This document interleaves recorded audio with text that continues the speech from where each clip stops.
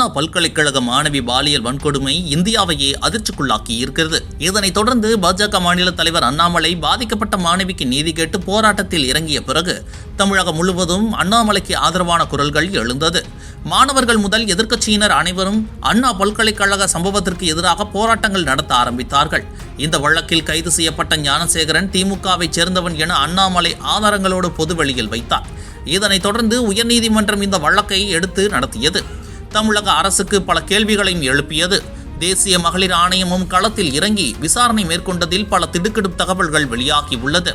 இந்த சூழலில் அண்ணா பல்கலைக்கழக மாணவி பாலியல் வன்கொடுமை செய்யப்பட்டதையும் தொடர்ந்து நிகழ்ந்து வரும் பாலியல் குற்றங்களில் தமிழக அரசு மௌனம் காப்பதை கண்டித்தும் மதுரை அரசு சட்டக்கல்லூரி மாணவ மாணவியர்கள் வகுப்புகளை புறக்கணித்து ஆர்ப்பாட்டத்தில் ஈடுபட்டனர். மதுரை தல்லாகுளம் பகுதியில் உள்ள அரசு சட்டக்கல்லூரி முன்பாக சட்டக்கல்லூரி மாணவ மாணவியர்கள் நீதி கேட்டும் தமிழக அரசிற்கு எதிராகவும் பதாகைகளை ஏந்தியவாறு கண்டன முழக்கங்களை எழுப்பி ஆர்ப்பாட்டத்தில் ஈடுபட்டனர். அப்போது தமிழகத்தில் பெண்களுக்கு எதிரான குற்றங்கள் அதிகரித்து வரும் நிலையில் அதனை தடுக்க வேண்டும் எனவும் அண்ணா பல்கலைக்கழக மாணவி வன்கொடுமை விவகாரத்தில் உண்மையான குற்றவாளிகளை கைது செய்ய வேண்டும் எனவும் யார் அந்த சார் எனவும் கூறி கண்டன முழக்கங்களை எழுப்பி ஆர்ப்பாட்டத்தில் ஈடுபட்டனர். இதில் ஏராளமான சட்டக்கல்லூரி மாணவ மாணவியர்கள் கலந்து கொண்டு தமிழக அரசை கண்டித்து வகுப்புகளை புறக்கணித்தனர். இதனைத் தொடர்ந்து செய்தியாளர்களை சந்தித்து பேசிய சட்டக்கல்லூரி மாணவர் சஞ்சய் கண்ணன் கூறியதாவது: அண்ணா பல்கலைக்கழக மாணவிக்கு நேர்ந்த பாலியல் வன்கொடுமை வழக்கில் மாணவியின் எஃப்ஐஆர் வெளியில் விட்டது தவறு. தொழில்நுட்ப கோளாறால் ஐபிசியில் இருந்து பிஎன்எஸ்க்கு மாற்றிய போது தவறு நடந்து விட்டதாக கூறுகிறீர்கள். ஏன் நேரடியாக பிஎன்எஸ் பிரிவில் வழக்கு பதிவு செய்திருக்கலாமே? மேலும் அவ்வளவு பெரிய அண்ணா பல்கலைக்கழகத்தில் கேமராக்கள் தொழில்நுட்ப கோளாறால் வேலை செய்யவில்லை என கூறுவது ஏற்றத்தக்கது அல்ல. அண்ணா பல்கலைக்கழக வளாகத்தில் எப்படி வெளிநபர் உள்ளே வருவதற்கு அனுமதித்தீர்கள்? இதே போன்று ஏற்கனவே பல்வேறு தவறுகள் நடந்துள்ளதா? இது மட்டும்தான் வெளியில் வந்துள்ளதா என்ற சந்தேகம் எழுகிறது.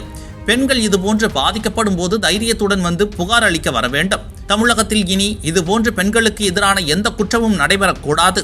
தமிழகத்தில் எந்த பெண்களுக்கும் எதிரான குற்றம் நடந்தாலும் நாங்கள் குரல் கொடுப்போம்.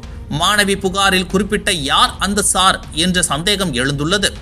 அண்ணா பல்கலைக்கழக மாணவி பாலியல் வன்கொடுமை விவகாரத்தில் பின்புலமாக உள்ள அந்த சார்தான் பிரதான குற்றவாளியாக இருக்க வேண்டும். அவரை கைது செய்ய வேண்டும். ஞானசேகரன் போல் ஏராளமான குற்றவாளிகளை உருவாக்கக்கூடிய அந்த சாரை கைது செய்தால்தான் உண்மை வெளிவரும் என தெரிவித்தனர்.